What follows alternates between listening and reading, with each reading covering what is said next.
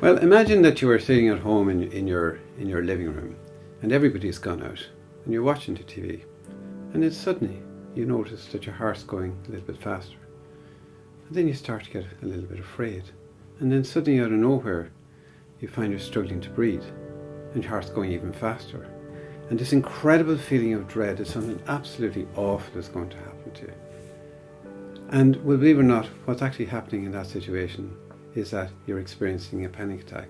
Now, if this happens to you for the very first time, it can be one of the most frightening things that ever happens to you, because you become absolutely convinced that something absolutely terrible is going to happen. In actual fact, all that's happening is you're experiencing really an acute anxiety state, which we call a panic attack. The panic attack, if they don't try to stop it, would settle down, but in the majority of cases, because people do try to stop it, it just continues. And when we get repeated episodes of this, we call it panic disorder. In other words, it's quite common. About 8% of the population may get this at some stage in their life, but about 5% of the population, unfortunately, will get this on a continuous repeated pattern, and we call this panic disorder.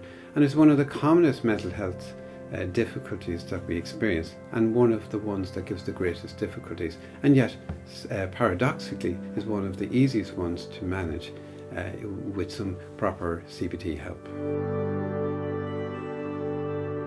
I think the biggest fear for the person with a panic attack, once they get used to having them to a certain extent, is when they're going to happen.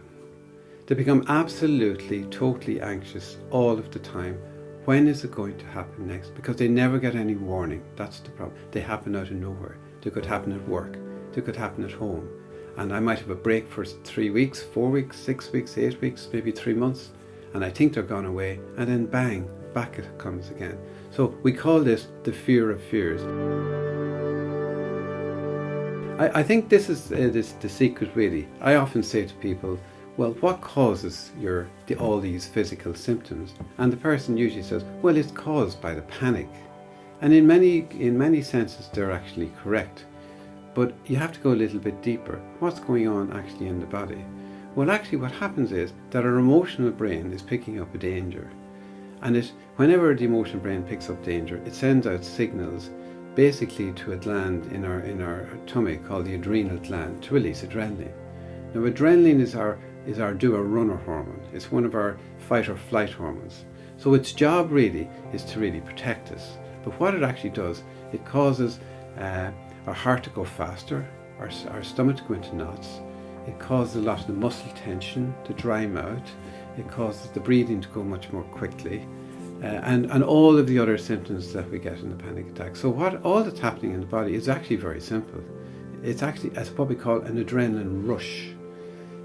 In my latest book, I call adrenaline the rocket fuel of the stress system. So it's really our stress system firing inadvertently, pouring adrenaline into the bloodstream that gives us all these symptoms. The biggest problem really is that if we did absolutely nothing in the middle of a panic attack, and we'll talk about that a little bit later, but if you did absolutely nothing, your panic attack would be gone in 10 minutes, because that's the natural period of time that this adrenaline rush lasts for. But when we try to stop it, which is what almost everybody does, and we can stop it in all kinds of different ways, or try to stop it in all kinds of different ways, the commonest one, particularly for the first or second one, is that people end up in casualty. So maybe ambulances are called because the person thinks they're dying, or else they go looking for help and everybody else thinks that they're dying. So they end up down in the casualty, having all kinds of tests done, and then being told after a while, when everything has settled down, well, actually, you're totally physically well. There's actually nothing wrong with you. And of course, that makes the person even more upset, because they're being told there's nothing wrong with them, and yet they've had this horrendous experience. The other things that people do is they try to do things like leave the area. So, for example, if they're in a shopping centre or in their say at home, they may go out into the garden or they may go out into the fresh air. They'll try and leave the area. Many other people will go looking for help from friends. Other people will go they may try and find some tranquilizers. Other people may, for example, try breathing exercises. Even some people, I've even still got people trying to breathe into a brown paper bag. Now, unfortunately, all these things, whilst they might seem at first glance to be helping the situation, are actually making it worse. Because the more your emotional brain senses a danger, by you trying to do these things, the more you unfortunately perpetuate the panic attack. And in those situations, the panic attack can last for hours. Well, we have a great exercise that we do. We get you to imagine during a panic attack that you're stuck to the ground. Imagine that I put glue under your feet. And what actually happens in those situations is that the person begins to immediately feel slightly panicky. My God, you're telling me that I can't move. Because the only relief I get is when I actually move around. But what I actually want the person to do is to actually experience something called flooding. Now, flooding is a kind of a new way of looking at panic attacks. We now know, for example, that there is no danger associated with panic attacks. So what we actually do is we explain to the person that there is no danger. And I often give the example of a time when I was out in Africa and I met a leopard. And I explained what happened to me during that and how my adrenaline fired.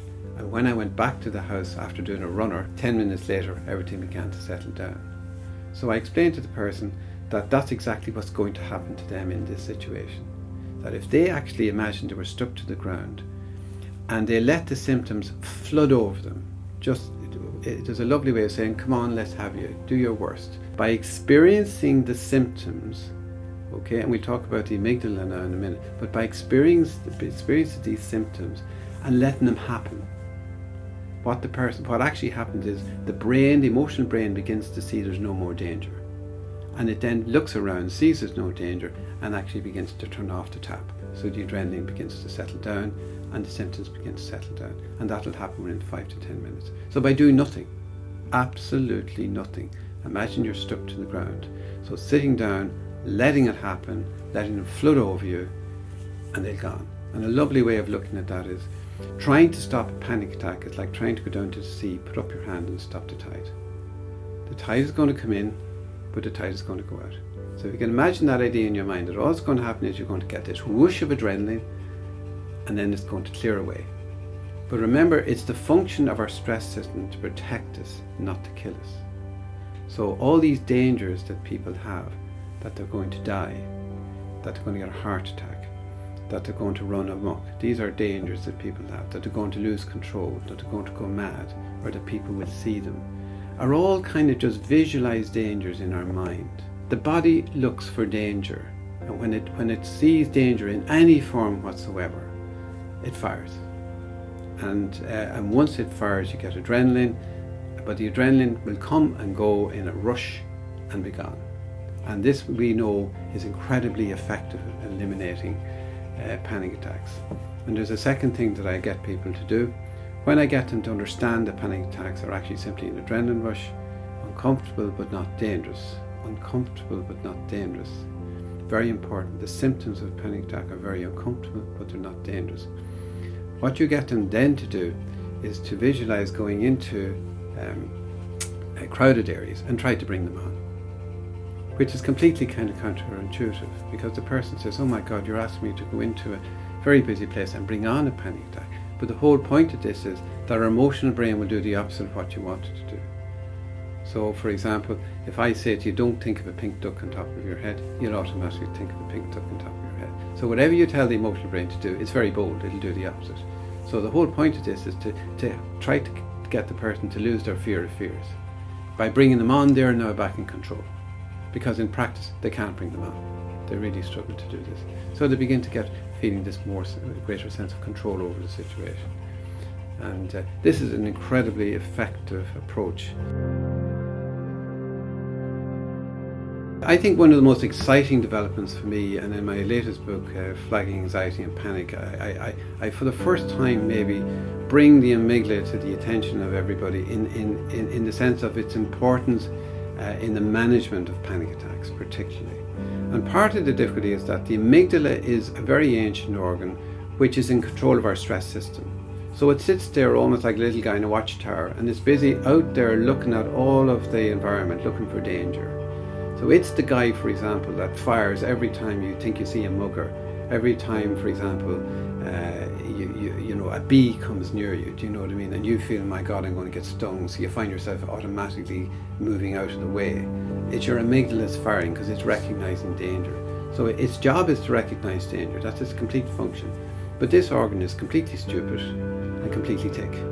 And he doesn't really understand any kind of talk therapy. So you can't really talk to this organ. And the book explains really that he's very much the gunslinger, do you know what I mean, of our stress system. So what actually happens in a panic attack is if the amygdala, the first thing that happens to you is you begin to get some physical symptoms. The amygdala senses that there's a problem because you're now beginning to feel that something terrible is going to happen. You think you're going to die, you think you're going to lose control, you think you're going to go mad. So the amygdala senses that you picked up a danger. So it automatically fires because that's its job. And once it fires, it leads to this adrenaline rush. And we now know that the amygdala only responds to this form of flooding that we talked about. This whole idea of letting these symptoms come, letting them swamp over you. And in the book I try to explain really how the amygdala does this and what its functions are. So the amygdala is the key player. And the great thing is we know that when you expose the amygdala to the danger, by allowing by accepting these symptoms as uncomfortable but not dangerous, the amygdala then begins to realize, hey, there isn't really a danger here. So it begins to switch off. So once you get the amygdala turned down or switched off, your panic attacks settle down and go away. And the great thing about this approach is that I would say that we can deal with most cases of panic attacks and have them gone within about maybe 1 to 2 sessions. So that's a very exciting possibility for many people who have these for many, many years. And many people end up using, say, drug therapy, do you know what I mean? Maybe in some cases they're even put on antidepressants, which in the majority of cases is not really necessary at all unless they have depression. So what I would really appeal to people is that some very simple CBT exercises, like this flooding, do you know what I mean, can be incredibly effective at teaching you how to get rid of these. In general, try to avoid taking drug therapy for this condition because it's a very simple condition that shouldn't really require it. And I would say to people listening to this, there's a message of great hope here. You know, it doesn't matter how long you've had your panic attacks, it doesn't matter how severe they are, it doesn't matter under what circumstances you're getting it. The application of some of these very simple principles can have a hugely transformative effect on your life and get rid of panic attacks out of your life forever.